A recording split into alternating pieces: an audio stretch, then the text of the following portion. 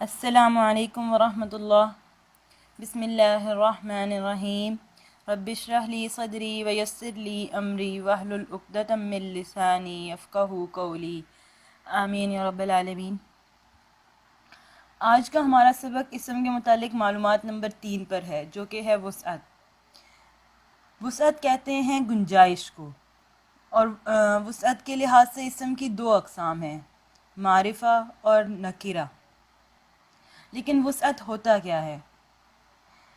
دنیا کی تمام زبانیں، ان میں کچھ الفاظ ایسے ہوتے ہیں جن کا دائرہ بہت وسیع ہوتا ہے، اور کچھ الفاظ ایسے ہوتے ہیں جن کا دائرہ بہت محدود ہوتا ہے۔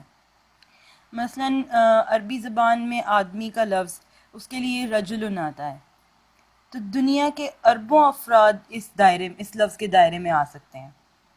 کوئی بھی آدمی، خواہ وہ مسلمان ہو، کافر ہو، چھوٹا ہو، بڑا ہو، امیر، غریب، سب کے لیے لفظ رجل استعمال ہوگا۔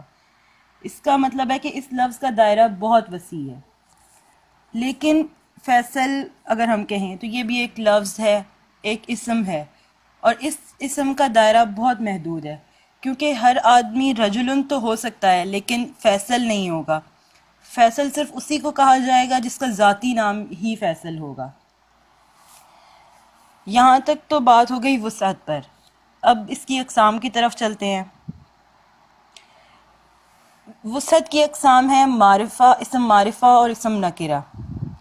معرفہ کا معنی ہوتا ہے پہچان، اور نکرہ کا معنی ہوتا ہے انکار۔ تو اب مثال دیکھیں کہ اگر گھر کی گھنٹی بجے اور بتایا جائے کہ باہر کوئی آدمی یعنی رجل آیا ہے، تو اگرچہ آنے والا دوست ہو یا بھائی ہو، لیکن اس سے اتنی پہچان نہیں ہو سکے گی۔ محض آدمی کہہ دینے سے کوئی بھی اسے پہچان نہیں سکے گا۔ لیکن اگر یہ کہا جائے کہ فیصل آیا ہے، تو پہچان لیں گے کہ یہ راول پنڈی والا یا فلاں جگہ والا میرا دوست ہے، فلاں دوست ہے۔ تو اس کا مطلب ہوا کہ جس لفظ کا دائرہ وسیع ہے، یعنی وسعت اس میں زیادہ ہے، وہ غیر معروف ہوگا، اس کی پہچان کم ہوگی، اور جس لفظ کا دائرہ محدود ہے، اس کی وسعت کم ہے، وہ معروف ہوگا اور اس کی پہچان زیادہ ہوگی۔ اسی لیے رجل کو نکرہ اور فیصل کو معرفہ کہیں گے۔